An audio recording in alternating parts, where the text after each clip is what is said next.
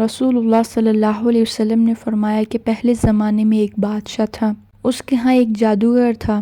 جب جادوگر بوڑھا ہوا تو اس نے بادشاہ سے کہا کہ میں اب بوڑھا ہو گیا ہوں اور میری موت کا وقت قریب آ رہا ہے، مجھے کوئی بچہ سونپ دو، میں اسے جادو سکھا دوں۔ چنانچہ ایک ذہین لڑکے کو وہ تعلیم دینے لگا۔ لڑکا اس کے ہاں جاتا تو راستے میں ایک راہب کا گھر پڑتا، جہاں وہ عبادت میں اور واعظ و نصیحت میں مشغول ہوتا۔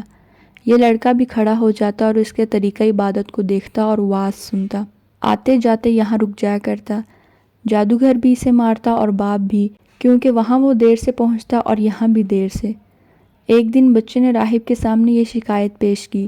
راہب نے کہا، جب جادوگر تم سے پوچھے کہ کیوں دیر ہو گئی تو کہنا گھر والوں نے روک لیا تھا، اور جب گھر والے بگڑے تو کہنا جادوگر نے روک لیا تھا۔ یوں ہی ایک زمانہ گزر گیا کہ ایک طرف تو وہ جادو سیکھتا اور دوسری طرف کلام اللہ اور دین الہی سیکھتا تھا۔ ایک دن یہ دیکھتا ہے کہ راستے میں ایک زبردست ہیبت ناک سانپ پڑا ہے جس نے لوگوں کی آمد و رفت بند رکھی ہے۔ ادھر والے ادھر، ادھر والے ادھر نہیں آ سکتے اور سب لوگ پریشان ہیں۔ اس نے اپنے دل میں سوچا کہ آج موقع ہے میں امتحان لوں، راہب کا دین اللہ کو پسند ہے، یہ جادوگر کا۔ اس نے ایک پتھر اٹھا کر اور یہ کہہ کر اس پر پھینکا کہ اے اللہ، اگر تیرے نزدیک راہب کا دین جادوگر کی تعلیم سے زیادہ محبوب ہے تو اس جانور کو اس پتھر سے ہلاک کر دے تاکہ لوگوں کو اس بلا سے نجات مل جائے۔ پتھر لگتے ہی وہ جانور ہلاک ہو گیا اور لوگوں کا آنا جانا شروع ہو گیا۔ اور پھر لڑکے نے جا کر راہب کو خبر دی۔ اس نے کہا، بچے، آج کے دن تو مجھ سے افضل ہے، اب اللہ کی طرف سے تیری آزمائش ہوگی، اور جب ایسا ہوا تو لوگوں کو میری خبر نہ کرنا۔ اب اس بچے کے پاس حاجت مند لوگوں کا تانتا لگ گیا۔ اس کی دعا سے مادرزاد اندھے، کوڑھی، جذامی اور ہر قسم کے بیمار اچھے ہونے لگے۔ بادشاہ کے ایک نابینا وزیر کے کان میں یہ بات پڑی۔ وہ بڑے تحفے تحائف لے کر حاضر ہوا اور کہنے لگا، مجھے شفا دے دے تو یہ سب کچھ تجھے دے دوں گا۔ لڑکے نے کہا، شفا میرے ہاتھ میں نہیں، میں تو کسی کو شفا نہیں دے سکتا، شفا دینے والا اللہ واحد لا شریک ہے، اگر تو اس پر ایمان لانے کا وعدہ کرے تو میں دعا کروں گا۔ اس نے اقرار کیا۔ بچے نے اس کے لیے دعا کی اور اللہ نے اسے شفا دے دی۔ وہ بادشاہ کے پاس آیا، جس طرح اندھا ہونے سے پہلے کام کرتا تھا اسی طرح کام کرنے لگا۔ اس کی آنکھیں بالکل روشن تھیں۔ بادشاہ نے معتجب ہو کر پوچھا کہ تجھے آنکھیں کس نے دیں؟ اس نے کہا، میرے رب نے۔ بادشاہ نے کہا، ہاں، یعنی میں نے دی؟ وزیر نے کہا، نہیں، میرا اور تیرا رب صرف اللہ ہے۔ اب بادشاہ نے اس کی مار پیٹ شروع کر دی اور طرح طرح کی تکلیفیں دی اور پوچھنے لگا، تجھے یہ تعلیم کس نے دی؟ آخر اس نے بتایا کہ میں نے اس بچے کے ہاتھ پر اسلام قبول کیا ہے۔ اس نے اسے بلایا اور کہا، اب تم جادو میں کامل ہو گئے، اندھوں کو دیکھتا اور بیماروں کو تندرست کرنے لگے ہو۔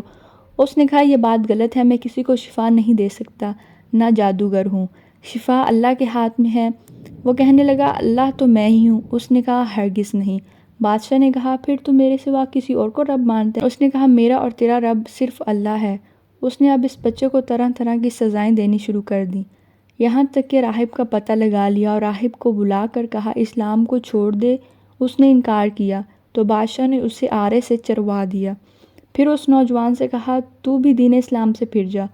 اس نے بھی انکار کیا تو بادشاہ نے اپنے سپاہیوں کو حکم دیا کہ اسے فلاں پہاڑی کی چوٹی پر لے جاؤ، وہاں پہنچ کر بھی اگر دین سے باز آ جائے تو بہت اچھا ہے، ورنہ اسے وہیں سے پھینک دینا۔ چنانچہ سپاہی اسے پہاڑ کی چوٹی پر لے گئے۔ جب اسے دھکا دینا چاہا تو اس نے اللہ سے دعا کی، اے اللہ، جس طرح تو چاہے مجھے اس سے نجات دے۔ اس دعا کے ساتھ ہی پہاڑ ہلا اور سب سپاہی نیچے گر گئے، صرف وہی لڑکا بچ گیا۔ وہاں سے بادشاہ کے پاس آیا۔ بادشاہ نے کہا، یہ کیا ہوا، میرے سب سپاہی کہاں ہیں؟ بچے نے کہا، اللہ نے مجھے بچا لیا اور وہ سب ہلاک ہو گئے۔ بادشاہ نے اپنے دوسرے سپاہیوں کو حکم دیا کہ اسے کشتی میں بٹھا کر لے جاؤ اور سمندر میں پھینک دو۔ یہ لوگ اسے لے کر چلے۔ بیچ سمندر کے پہنچ کر جب اسے پھینکنا چاہا تو پھر وہی دعا کی، اے اللہ، جس طرح تو چاہے مجھے ان سے بچا۔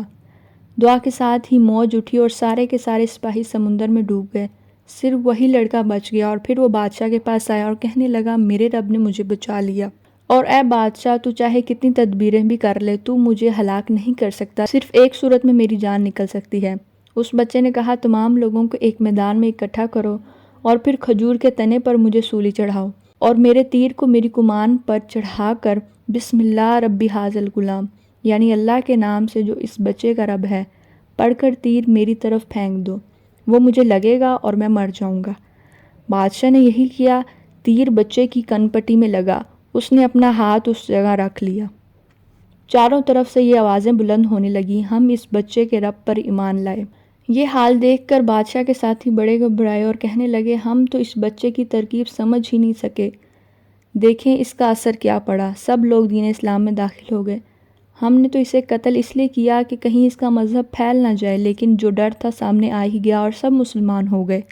بادشاہ نے کہا، اچھا یہ کرو کہ تمام محلوں راستوں میں خندقیں کھدواؤ اور ان میں لکڑیاں بھر دو اور آگ لگا دو، جو اس دین سے پھر جائے اسے چھوڑ دینا اور دوسرے کو اس خندق میں پھینک دینا۔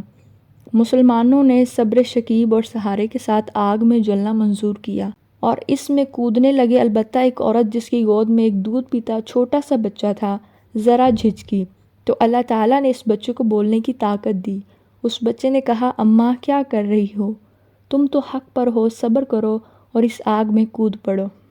سبحان اللہ، یہ تھی ایمان کی طاقت۔